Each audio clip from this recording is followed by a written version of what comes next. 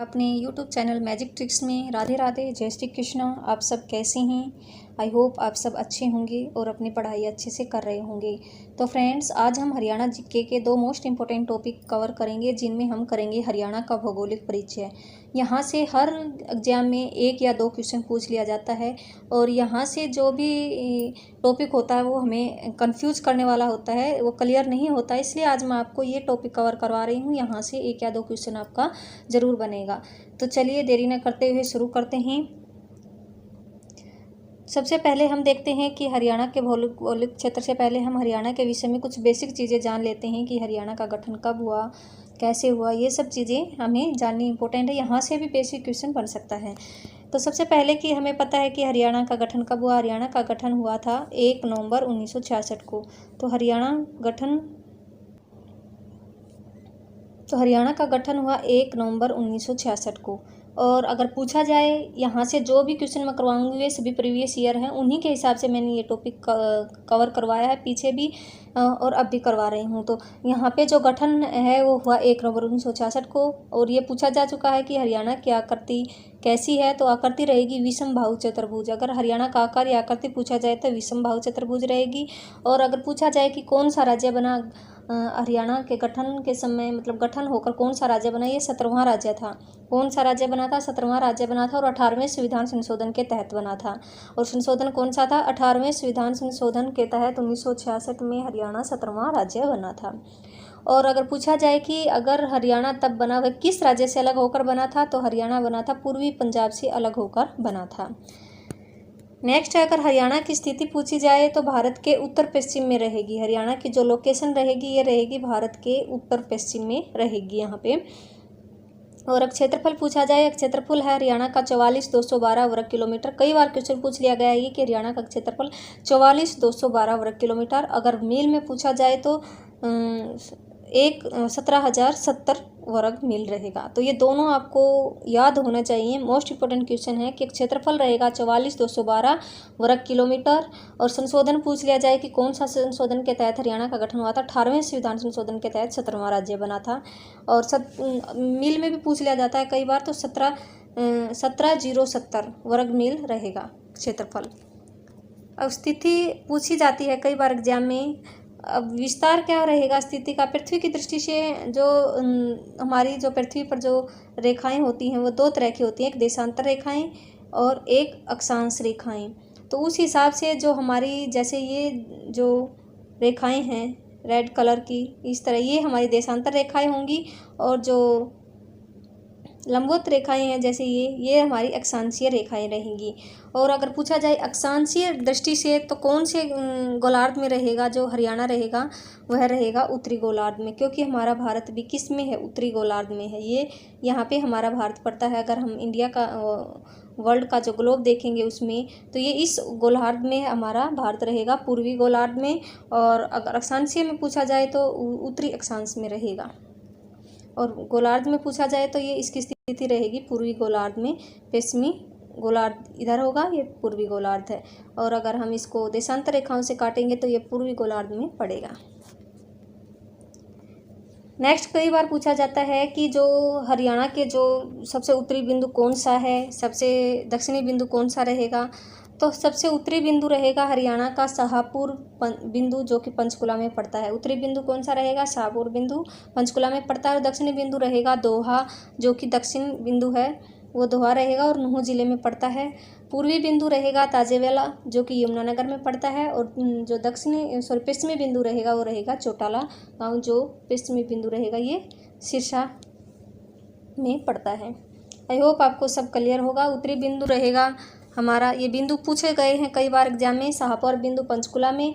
जो दक्षिणी बिंदु रहेगा दोहा नूह में, पूर्वी बिंदु रहेगा ताजेवाला यमुनानगर में। और जो पश्चिमी बिंदु रहेगा वो रहेगा चौटाला। अब हमारा अक्षांशीय और देशांतरीय विस्तार भी पूछा गया है कई बार एग्जाम में। तो अक्षांशीय विस्तार रहेगा हरियाणा का 27 डिग्री 37 मिनट से 30 डिग्री 55 उत्तरी अक्षांश। हमेशा उत्तरी अक्षांश रहेगा, क्योंकि हमारा जो भारत है वो उत्तरी अक्षांश में है, तो हरियाणा भी उत्तरी अक्षांश में ही पड़ेगा। तो आपको याद रखना है, हमेशा उत्तरी अक्षांश लगेगा। 27 डिग्री से 37 मिनट से 30 डिग्री से 55 मिनट उत्तरी अक्षांश। और अगर देशांतरीय विस्तार पूछा जाए तो देशांतर में रहेगा 74 डिग्री से 28 मिनट से 77 डिग्री 36 मिनट पूर्वी देशांतर। हमेशा पूर्वी देशांतर आएगा क्योंकि हमारा जो हरियाणा और ये भारत है पूर्वी गोलार्ध में पड़ता है, इसलिए यह पूर्वी देशांतर आएगा और उत्तरी अक्षांश आएगा, आपको याद रखना है। नेक्स्ट है हरियाणा का, ये भी क्वेश्चन पूछा गया है कि हरियाणा कैसा राज्य है। हरियाणा एक लैंडलॉक राज्य है या फिर भू आवेशित भी बोल सकते हैं, जिसके स्थलबंध राज्य भी बोल सकते हैं, जिसके हमारे समुद्र नहीं लगता है या फिर जो समुद्र से बहुत दूरी पर स्थित है। तो ऐसा राज्य जिसकी भूमि मतलब ज़मीन से समुद्र टच नहीं करता है वो क्या है, एक लैंडलॉक राज्य है, ज़मीन से घिरा हुआ एक क्षेत्र है। तो ये क्या है, हरियाणा क्या है, एक लैंडलॉक राज्य है। और कुल कितने राज्य हैं हमारे भारत में लैंडलॉक? 5 राज्य हैं और उनको भी आपको याद रखना है। एक हरियाणा हो गया, मध्य प्रदेश, छत्तीसगढ़, झारखंड और तेलंगाना, ये सभी राज्य लैंडलॉक राज्य हैं। और तेलंगाना का गठन सबसे लास्ट में हुआ है, आपको पता है, ये बना 2 जून 2014 को। ये भी पूछा जा सकता है तेलंगाना राज्य कब बना, 2 जून 2014 को। अब ये लैंडलॉक राज्य क्या होता है, ये लैंडलॉक राज्य होता है कि हमारा इन जो लैंडलॉक राज्य नहीं होते उनको की सीमा को समुंदर किसी न किसी तरीके से टच करता है, किसी न किसी साइड से। लेकिन जो लैंडलॉक राज्य है उसमें सिर्फ ज़मीन का एरिया ही टच करेगा उस स्टेट को, तो वो लैंडलॉक राज्य में काउंटिंग होगी। तो हरियाणा एक लैंडलॉक राज्य है। लेकिन हमारे जो इतिहासकार उन्होंने कहा है, उन्होंने बताया है कि पहले लैंडलॉक राज्य नहीं था ये, हरियाणा को भी पहले समुद्र टच करता था। और जो हमारे इतिहासकार हैं कर्नल ML भार्गव के अनुसार हरियाणा का जो दक्षिणी भाग था पहले सागर व समुद्र को छूता था। जो दक्षिणी भाग है उसको क्या छूता था, सागर व समुद्र। लेकिन उसके लिए उसने एग्जाम्पल दिए हैं, क्या क्या एग्जाम्पल दिए हैं कि जैसे कि राजस्थान की सांबर झील है व नजफगढ़ झील है, ये सब जो है ये बाद में ये झीलें बन गई हैं। ये पहले हमारा जो हरियाणा को क्या करता था, टच करता था। लेकिन इनका क्या रीज़न है कि राजस्थान की सांबर झील को हम कैसे मान लें, क्योंकि सांबर झील का पानी कैसा है, खारा है, आपको पता है, जो समुद्र के पानी जैसा है। और नजफगढ़ झील है ये भी एक खारे पानी की झील है। तो इस तरह से उन्होंने अपने जो कुछ फैक्ट पेश किए थे कि पहले हरियाणा को भी एक जो दक्षिणी पॉइंट है, जो दक्षिणी भाग है, उसको क्या छूता था, समुद्र छूता था। और उसको क्या माना गया था, ML भार्गव के अनुसार वह अरब सागर था। क्या था, वह अरब सागर था। उसने माना है कि वह अरब सागर था जो हरियाणा के दक्षिणी पॉइंट को छूता था। ये क्वेश्चन पूछा जा सकता है कि ML भार्गव के अनुसार हरियाणा को के दक्षिणी भाग को कौन सा सागर टच करता था, वो करता था अरब सागर।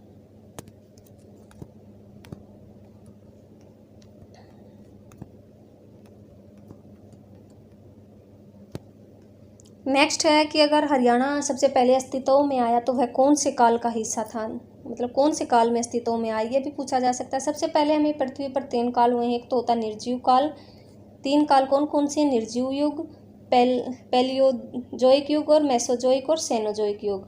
जो निर्जीव युग है इसको एजोइक काल भी कहा जाता है और पैलियोजोइक को प्रथम जीवन काल माना जाता है। निर्जीव युग क्या था, एजोइक काल था, इसमें कोई भी जीवन संभव नहीं था। लेकिन पैलियोजोइक काल क्या था, प्रथम जीवन काल था, जहाँ पर मतलब जीवन संभव था, जीव जंतु रहने लगे थे। मेसोजोइक काल मध्य जीवन काल है और सेनोजोइक काल तीसरा जीवन युग रहेगा।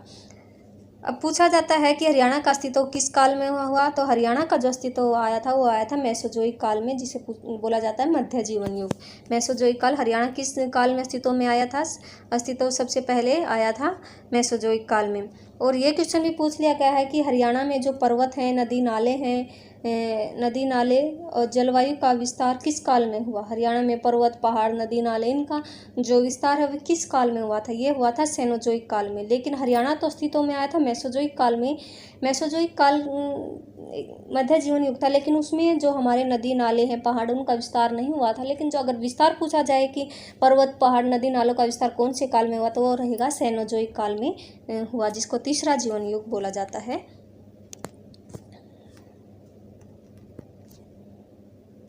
अब पढ़ते हैं हम हरियाणा का सबसे बड़ा भौगोलिक क्षेत्र कौन सा रहेगा। ये भी क्वेश्चन पूछ लिया गया। हरियाणा का सबसे बड़ा भौगोलिक क्षेत्र जो रहेगा वो रहेगा मैदानी भाग, क्योंकि मैदानी भाग ही सबसे ज़्यादा है हरियाणा में, तो मैदानी भाग भौगोलिक क्षेत्र सबसे ज़्यादा रहेगा।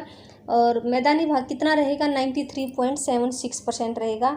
और ये जो मैदानी भाग है ये कैसे बना है, ये बना है जो हमारे हरियाणा में जो मेन जो नदियाँ बहती हैं उनके द्वारा लाई गई मिट्टी से।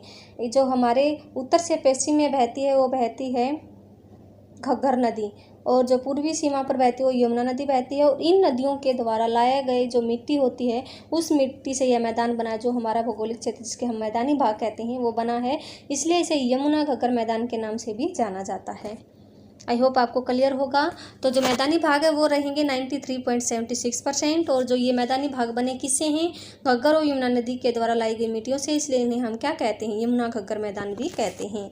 और अगर पूछा जाए कि जो मैदानी भाग है उसकी जो ऊंचाई है वो कितनी रहेगी, समुद्र तल से ऊंचाई मापते हैं हम। किसी भी मैदानी भाग की अगर हमें ऊंचाई मापनी है तो समुद्र तल से मापते हैं।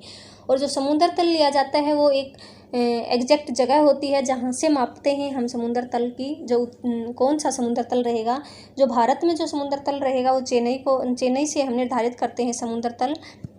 जो सी लेवल जो नापा जाता है वो भारत का समुद्री तल कहाँ पर रहेगा, चेन्नई में रहेगा। और अगर पूरे विश्व का पूछा जाए, पूरी दुनिया का पूछा जाए, तो पूरी दुनिया पर जो सी लेवल जो नापा जाता है, सी लेवल वो नापा जाता है ग्रीनविच से। ठीक है, पूरी पृथ्वी का जो सी लेवल वो ग्रीनविच से मापा जाता है। अगर पूछा जाए भारत का समुद्र तल कहाँ से निर्धारित किया जाता है, वो किया जाता है चेन्नई से। आई होप आपको क्लियर होगा। अगर समुद्र तल पूछा जाए कि समुद्र तल होता क्या है, उच्च ज्वार और निम्न ज्वार के बीच के क्षेत्र को हम समुद्र तल कहते हैं। बीच का क्षेत्र होता है समुद्र तल, उच्च ज्वार और निम्न ज्वार के बीच का जो लेवल होता है जहाँ पे हम समुद्र तल निर्धारित करते हैं, और वो हमारा रहेगा चेन्नई में। और जो समुद्र तल से हमारे जो मैदानी भाग हैं उनकी ऊंचाई रहेगी 200 से 300 मीटर। अगर पूछा जाए कि मैदानी भागों की ऊंचाई कितनी है तो हमें इतना ही बताना, 200 से 300 मीटर। और फीट में पूछी जाए तो 700 से 900 फीट। अब मैदानी भाग कितने हमारे 93.76%, और इनको भी दो भागों में बांटा गया है मैदानी भागों को। एक समतल मैदान, दूसरे तरंगित मैदान, लहरदार मैदान, जिनको हम उबड़ खाबड़ भी बोलते हैं। ठीक है, समतल मैदान रहेंगे 68.21%, इनका विस्तार रहेगा। और जो तरंगित या लहरदार मैदान रहेंगे वो रहेंगे 25.55%। आई होप यहाँ तक आपको क्लियर होगा। ये समुद्र लेवल मैंने बता दिया आपका। सी लेवल जो भारत का सी लेवल निर्धारित किया जाता है चेन्नई से, और पूरे विश्व का वर्ल्ड का जो सी लेवल निर्धारित किया जाता है ग्रीनविच से। और डॉक्टर जसवीर सिंह ने अपनी पुस्तक में, ये कई बार पूछा गया है क्वेश्चन, डॉक्टर सिंह जसवीर ने कौन सी पुस्तक लिखी, वो लिखी थी एग्रीकल्चर ज्योग्राफी ऑफ हरियाणा। तो डॉक्टर जसवीर सिंह ने अपनी पुस्तक एग्रीकल्चर ज्योग्राफी ऑफ हरियाणा में हरियाणा को मुख्यतः कितने भागों में बांटा है, 8 भागों में बांटा। ये क्वेश्चन भी आ गया है। तो हरियाणा को कितने भागों में बांटा है, एग्रीकल्चर ज्योग्राफी ऑफ हरियाणा के अनुसार वो बांटा है 8 भागों में। अब वे कौन कौन से 8 भाग हैं एक बार उनको देख लेते हैं। 8 भाग रहेंगे, और ये जो बुक हुई थी ये प्रकाशित हुई थी 1976 में, लेकिन लिखी गई थी 1973 में डॉक्टर जसवीर सिंह के द्वारा। लिखी कब गई थी, 1973 में, और प्रकाशित कब हुई थी, 1976 में। ये भी क्वेश्चन पूछ लिया गया है कब प्रकाशित हुई ये बुक, ये हुई थी 1976 में। और वे 8 भाग कौन कौन से रहेंगे, वो रहेंगे शिवालिक श्रेणी जिसे हम बाह्य हिमालय बोलते हैं, और गिरिपाद मैदान, फिर जलोढ़ मैदान, बाढ़ के मैदान, अनकाई मैदान, और बालू के टीलायुक्त मैदान, उत्तरंगित और लहरदार मैदान, और लास्ट वाला रहेगा हमारा अरावली मैदान। ये सभी 8 हैं, ये आपको याद रखने। यहाँ से पूछा जा सकता है क्वेश्चन कौन कौन से 8 मैदान है, गिरिपाद मैदान, जलोढ़ मैदान, बाढ़ का मैदान, अनकाई मैदान, बालू के टीलायुक्त मैदान, तरंगित मैदान और अरावली मैदान। अब एक तरह से और हम डिवाइड करते हैं हरियाणा के जो भौगोलिक क्षेत्र है उसको। हरियाणा सरकार का जो ऑफिशियल डाटा है उसके अनुसार जो प्रदेश है उसको बांटा गया 5 स्थलाकृतियों में बांटा गया है। पहली रहेगी शिवालिक क्षेत्र। यह भी पूछा जा, सिर्फ यही क्वेश्चन पूछा जा गया है कि हरियाणा सरकार के ऑफिशियल डाटा के अनुसार जो हरियाणा प्रदेश को कितने भागों में बांटा गया है, 5 भागों में। आपको इतना याद रखना है। इनके नाम भी एक बार देख लेते हैं। शिवालिक क्षेत्र, गिरिपाद मैदान जिसको पिडमेंट जोन कहा जाता है, बांगर या लहरदार मैदान, 4th रहेगा घग्गर यमुना मैदान, और लास्ट रहेगा अरावली मैदान। अब जो हमने पढ़ा था डॉक्टर जसवीर सिंह के अनुसार जो डिवाइड है हरियाणा का डिवीज़न है उसको हम डिटेल में कवर करेंगे। यहीं से क्वेश्चन पूछे जाते हैं और इसी को माना गया है जो डिवीज़न है वो हरियाणा, इसको जो हरियाणा का जो भौगोलिक क्षेत्र है उसका यहीं से क्वेश्चन बनते हैं। तो इन सभी क्षेत्रों को हम कैसे डिटेल में कवर करेंगे। तो सबसे पहला है हमारा शिवालिक श्रेणी। शिवालिक श्रेणी या बाह्य हिमालय, जो शिवालिक श्रेणी है वो यहाँ पे रहेगी, जो कि हमारे भारत में यहाँ उत्तर में फैली हुई है, अरुणाचल प्रदेश तक, यहाँ से हिमाचल प्रदेश से अरुणाचल प्रदेश तक फैली हुई है। इसको हम हिमाद्री हिमालय, ग्रेट हिमालय भी कहते हैं। और फिर बीच में जो आएगी वो आएगी लघु हिमालय, और जो नीचे वाली जो पट्टी रहेगी हमारी वो आएगी बाह्य हिमालय। तो हिमालय को 3 श्रेणी में बांटा है, हिमाद्री हिमालय, लघु हिमालय और बाह्य हिमालय। तो जो शिवालिक श्रेणी है वह बाह्य हिमालय का हिस्सा आपको याद रखना है। तो आपको याद रखना है हिमालय को 3 क्षेत्रों में बांटा है। सबसे ऊपर की जो पट्टी रहेगी वो रहेगी हिमाद्री हिमालय जिसको हम कहते हैं, जो दूसरी पट्टी रहेगी उसको बोलेंगे लघु हिमालय, और सबसे लास्ट वाली जो पट्टी रहेगी वो रहेगी बाह्य हिमालय। और जो हमारी शिवालिक श्रेणी है वो बाह्य हिमालय का हिस्सा है। और हिमालय का सबसे, अब इनकी क्या क्या खासियत है, इनसे क्या मेन इंपॉर्टेंट क्वेश्चन बनते हैं वो भी देख लेते हैं। शिवालिक हिमालय का सबसे कम ऊंचाई वाला भाग है। जो हिमालय का जो हिमाद्री रहेगा वो सबसे ऊंचाई वाला भाग रहेगा, और शिवालिक हिमालय है जो जिसको हम बाह्य हिमालय बोलते हैं वो कम ऊंचाई वाला भाग है, जिसका निर्माण सबसे बाद में हुआ है, जिसको हम नवीनतम श्रेणी या कमजोर पार्ट भी कहते हैं। क्योंकि यह पार्ट जो ऊपर के जो पर्वत हैं, जैसे कि यहाँ पे ये हैं हिमाद्री हिमालय, फिर लघु हिमालय से जो भी छोटे छोटे पहाड़ टूट टूट कर जो नीचे की तरफ आ जाते हैं, उसी से हमारे जो शिवालिक हिमालय है उसका निर्माण हुआ है। इसलिए यह सबसे कमज़ोर पार्ट माना जाता है, क्योंकि यह वहाँ से टूटने के बाद जो भी हमारे पत्थर या बचते हैं उन्हीं से इस हिमालय का निर्माण हुआ है। नेक्स्ट है मृदा अपरदन या जल अपरदन सबसे ज़्यादा होता है इस हिमालय में, और इसी क्षेत्र में देखने को मिलता है जो मृदा अपरदन और जल अपरदन सबसे ज़्यादा। और जो मृदा अपरदन है, यहाँ से क्वेश्चन बनता है कि मृदा अपरदन को क्या कहा जाता है। मृदा अपरदन को हम रेंगती हुई मृत्यु भी कहा जाता है। ये HSC का फेवरेट क्वेश्चन है कि मृदा अपरदन को क्या कहा जाता है, रेंगती हुई मृत्यु कहा जाता है। अब भारत में कहाँ कहाँ पे विस्तार है जो शिवालिक हिमालय, उसका भारत में विस्तार रहेगा पश्चिम से पूर्व। मैंने बताया था आपको पश्चिम से पूर्व राज्य जम्मू कश्मीर से अरुणाचल प्रदेश राज्य तक 1600 किलोमीटर की लंबाई में फैला है। कितने किलोमीटर की? 1600 किलोमीटर की लंबाई में। और इसकी आकृति रहेगी ऐसे चाप के आकार की या धनुष के आकार की जैसी रहेगी। और हरियाणा में विस्तार पूछा जाए तो उत्तर पूर्व से में इसका विस्तार है। हरियाणा में सिर्फ उत्तर पूर्व में रहेगा। और यह प्रदेश की कुल क्षेत्रफल के 1.67% भाग पर फैली है। जो शिवालिक श्रेणी या बाह्य हिमालय है जो हरियाणा के 1.67% भाग पर फैली है, और यह 3 जिलों में है मेनली, पंचकुला, अंबाला और यमुनानगर। कौन कौन से जिलों में है? पंचकुला, अंबाला और यमुनानगर। ज़्यादातर जो इसका पार्ट है वो रहेगा पंचकुला में, सबसे ज़्यादा विस्तार रहेगा। शिवालिक श्रेणी की अगर औसत ऊंचाई पूछी जाए तो ये रहेगी, जो हमारे सी लेवल से हम मापते हैं ऊंचाई को, औसत को, तो वो रहेगी 900 से 1200 मीटर। ठीक है, इंडिया में, भारत में और हरियाणा में शिवालिक की ऊंचाई के आधार पर विभाजित किया गया है 2 भागों में। भारत में जो शिवालिक की औसत ऊंचाई 900 से 1200 मीटर रहेगी, और हरियाणा में ऊंचाई के आधार पर शिवालिक को 2 भागों में बांटा गया है, उच्च शिवालिक और निम्न शिवालिक। उच्च शिवालिक में वे पहाड़ियाँ आती हैं जो 600 मीटर से अधिक हैं, और जिनकी ऊंचाई और निम्न शिवालिक में जिससे कम, जो 400 से 600 के बीच की जो पहाड़ियाँ हैं वो निम्न शिवालिक के अंदर आएंगी। तो आपको यहाँ तक क्लियर हो गया होगा। जो शिवालिक है हरियाणा में 2 भागों में बांटा गया है ऊंचाई के आधार पर। पहला जो शिवालिक है उच्च शिवालिक बोलते हैं जिसमें 600 मीटर तक की जो ऊंचाई की पहाड़ियाँ हैं वो उच्च शिवालिक में काउंट होंगी, और जो निम्न शिवालिक है उसमें होंगी 400 से 600 मीटर के बीच की पहाड़ियाँ। अब पूछा जाता है हरियाणा में जो शिवालिक है उसका सबसे ऊंचा क्षेत्र क्या है, तो हरियाणा की सर्वोच्च चोटी शिवालिक का ही भाग है। जो हरियाणा की सबसे ऊंची चोटी है वह इसी हिमालय या बाह्य हिमालय या शिवालिक का ही भाग है, और उसका नाम रहेगा करो चोटी, ये आपने पढ़ा होगा। और इसकी ऊंचाई रहेगी 1514 मीटर। और मोरनी की पहाड़ियों का हिस्सा पंचकुला, तो इसकी सबसे ऊंची चोटी हरियाणा में शिवालिक का हिस्सा रहेगी जिसको हम बोलते हैं करो चोटी। और मोरनी पहाड़ियों का हिस्सा रहेगी, जो शिवालिक पहाड़ियाँ रहेगी वे मोरनी पहाड़ी भी इसका हिस्सा रहेंगी, शिवालिक श्रेणी का ही हिस्सा रहेंगी मोरनी पहाड़ियाँ, और ये कहाँ पे हैं? पंचकुला में ही हैं। अब यहाँ से और क्या क्वेश्चन बनते हैं? इन क्षेत्रों में शिवालिक में सबसे ज़्यादा वर्षा होती है। आई होप आपको क्लियर होगा कि जो हमारा बाह्य हिमालय या शिवालिक श्रेणी है उसी में सबसे ज़्यादा वर्षा होती है हरियाणा में। और सदाबहार वन सबसे ज़्यादा कहाँ पाए जाते हैं? शिवालिक क्षेत्र में ही पाए जाते हैं। और हरियाणा का जो एकमात्र मोरनी हिल स्टेशन है वो भी कहाँ पे है? इसी श्रेणी का हिस्सा है, शिवालिक श्रेणी का हिस्सा है। और प्रदेश का सबसे पहले मोटरसाइकिल एम्बुलेंस सेवा, जिसको हम आरोग्य वर्ष 2017 में इसकी शुरुआत की गई, इसी मोरनी क्षेत्र से की गई थी। आई होप आपको क्लियर होगा, क्योंकि यहाँ पे जो गाड़ियाँ हैं वो नहीं जा सकती, नीचे बहुत गहराई है, इसलिए यहाँ पर कौन सी सेवा शुरू की गई? मोटरसाइकिल एम्बुलेंस सेवा आरोग्यम वर्ष 2017 में यहाँ पे शुरू की गई थी, हमारे जो मुख्यमंत्री हैं मनोहर लाल खट्टर के द्वारा। यह था हमारा शिवालिक क्षेत्र। अब हमारा है गिरिपाद मैदान। गिरिपाद मैदान क्या होते हैं? शिवालिक क्षेत्र से जो नीचे के मैदान हैं, जहाँ से जो कंकड़ या पत्थर आके जो मैदान बन गए हैं, जो नदियाँ हैं बहा कर लाई हैं, जो ऊपर का जो भाग था यहाँ पे शिवालिक क्षेत्र था, ये हमारा जो लगा ले इंडिया है, तो यहाँ से जो हमारा यहाँ पे जो शिवालिक क्षेत्र है, हमारे सबसे नीचे क्या था, बाह्य हिमालय था। बाह्य हिमालय से नीचे जो बहाकर जो पर्वत हैं, जो पर्वतों का पानी है, उससे नीचे जो कंकड़ों से जो मैदान बन गए हैं, उनको हम क्या कहते हैं, गिरिपाद मैदान कहते हैं।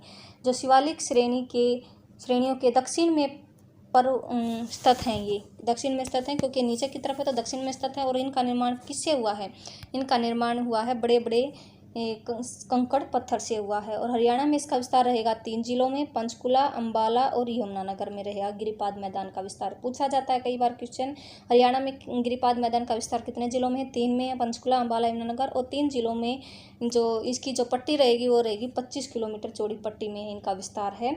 और पूरे मतलब सभी एरिया में नहीं है, ये सिर्फ 25 किलोमीटर पट्टी में ही इनका विस्तार है। इन तीनों जिलों में गिरिपाद मैदान फैले हुए हैं। और इन गिरिपाद मैदानों की अगर औसत ऊंचाई पूछी जाए तो 300 से 375 मीटर रहेगी। और यह एक अनउपजाऊ क्षेत्र है क्योंकि यहाँ पे हम क्या फसल नहीं उगा सकते। और इन मैदानों में बहने वाला जो नदियों का जल है वह पहाड़ी भाषा में क्या कहलाता है, चोक कहलाता है। ये क्वेश्चन आ गया है, मोस्ट इंपॉर्टेंट क्वेश्चन रहेगा ये। इन जो गिरिपाद मैदानों में बहने वाला नदियों का जल है उसको क्या कहते हैं पहाड़ी भाषा में, उसको कहते हैं चोक कहा जाता है पहाड़ी भाषा में। थर्ड है हमारा जलोढ़ मैदान। नदियों के जल के द्वारा जो बहाकर हमारी मिट्टी लाई जाती है उससे जो निर्मित होते हैं मैदान, उसको हम जलोढ़ मैदान कहते हैं। जो नदियां हैं वो जल के द्वारा जो मिट्टी बहाकर लाते हैं और उन मिट्टी से जो मैदान निर्मित हो जाता है उसको हम क्या कहते हैं, जलोढ़ मैदान कहते हैं। और इनकी औसत ऊंचाई रहेगी 220 से 280 मीटर। और अब जो नदियों द्वारा बहाकर लाई गई मिट्टी, उससे हम 2 तरह की मिट्टी बहाकर लाई जाती है, एक तो नवीनतम जलोढ़ मिट्टी, एक पुरानी जलोढ़ मिट्टी। अब ये नवीनतम जलोढ़ मिट्टी क्या होती है, यहाँ से भी क्वेश्चन पूछा जाता है। नवीनतम जलोढ़ मिट्टी वो होती है जो 12मासी नदियों द्वारा बहाकर लाई जाती है, जो 12मासी नदियों द्वारा बहाकर लाई जाती है। और जो पुरानी जलोढ़ मिट्टी होती है जो काफ़ी समय पहले लाई गई थी और आज वहाँ पर कोई नदी नहीं है लेकिन पहले लाई गई थी, इसलिए वह पुरानी हो चुकी है, इसलिए हम उसको पुरानी जलोढ़ मिट्टी कहते हैं। और यहाँ से क्वेश्चन बनता है कि यह नवीन मिट्टी होगी और इस मिट्टी से निर्मित जो मैदान होंगे, जो नवीनतम मिट्टी है उससे निर्मित मैदानों को हम क्या कहते हैं, खादर मैदान कहलाते हैं। और जो पुरानी जलोढ़ मिट्टी से जो निर्मित मैदान होंगे उसे क्या कहते हैं, बागर मैदान कहते हैं। और अभी अगर एग्जाम्पल में लें तो ये जैसे कि यमुना नदी का क्षेत्र के समीप का मैदान है, ये रहेगा हमारा खादर मैदान। और यमुना नदी से दूर के जो मैदान रहेंगे, ऊंचे ही मैदान रहेंगे, उनको जैसे कि हिसार, जींद, रोहतक, इनमें जो मैदान रहेंगे वो बोले जाएंगे बागर मैदान। और जो यमुना नदी के समीप का क्षेत्र है ये कहाँ तक फैला है, हरियाणा में यमुनानगर, करनाल, पानीपत, सोनीपत, पलवल, फरीदाबाद, इन 6 जिलों में आता है। और इसको हम इनके जो मैदान होंगे यहाँ पे जो उनको कहेंगे खादर मैदान कहते हैं। 6th रहेगा बाढ़ का मैदान। बाढ़ का मैदान क्या होता है, यहाँ से भी 2 या 3 इंपॉर्टेंट क्वेश्चन बनते हैं। अब बाढ़ का मैदान होता क्या है, नदियों के बाढ़ के पानी द्वारा निर्मित मैदानों को हम बाढ़ का मैदान कहा जाता है। तो नदियों का बाढ़ के पानी से जो मैदान निर्मित हो जाते हैं उनको हम क्या कहते हैं, बाढ़ के मैदान कहते हैं। यहाँ से ये तीनों क्वेश्चन इंपॉर्टेंट बनते हैं। यमुना नदी द्वारा बनाए गए बाढ़ के मैदान को क्या कहते हैं, यमुना नदी द्वारा बनाए गए मैदान को हम क्या कहते हैं, बाढ़ का मैदान कहते हैं। और घग्गर नदी द्वारा बनाए गए बाढ़ के मैदान को क्या कहेंगे, नैली कहेंगे। और जो यमुना नदी द्वारा बनाए गए बाढ़ के मैदान को कहेंगे हम निचले मैदान भी बोलते हैं जिनको। और मारकंडा नदी द्वारा बनाए गए बाढ़ के मैदान को हम कहेंगे बैट। ठीक है ना, ऐसे भी याद रखते हैं, बैट से मार। तो मारकंडा नदी से बनाए गए बाढ़ के मैदान को क्या कहेंगे, बैट। और घग्गर नदी द्वारा बनाए गए बाढ़ के मैदान को क्या कहेंगे, नैली कहेंगे। जो 5th रहेगा वो रहेगा अनकाई दलदल। जो अनकाई दलदल है यहाँ से क्वेश्चन बनता है, ये कहाँ पे है, मतलब कहाँ पे फैली, हरियाणा में सिरसा जिले में स्थित है अनकाई दलदल। और प्रदेश का सबसे कम ऊंचाई वाला क्षेत्र रहेगा और औसत ऊंचाई रहेगी 200 मीटर से भी कम। ये तीनों पॉइंट इंपॉर्टेंट है, यहाँ से यही पूछा जाता है कि सबसे जो कम ऊंचाई वाला क्षेत्र कौन सा है, हरियाणा भौगोलिक क्षेत्र से वो रहेगा अनकाई दलदल। यहाँ से इंपॉर्टेंट क्वेश्चन यही बनता है। ये क्वेश्चन कई बार एग्जाम में आ गया है कि प्रदेश का सबसे कम ऊंचाई वाला भौगोलिक क्षेत्र कौन सा रहेगा, वो रहेगा अनकाई दलदल। और ये कहाँ से जिले में है, सिरसा जिले में स्थित है।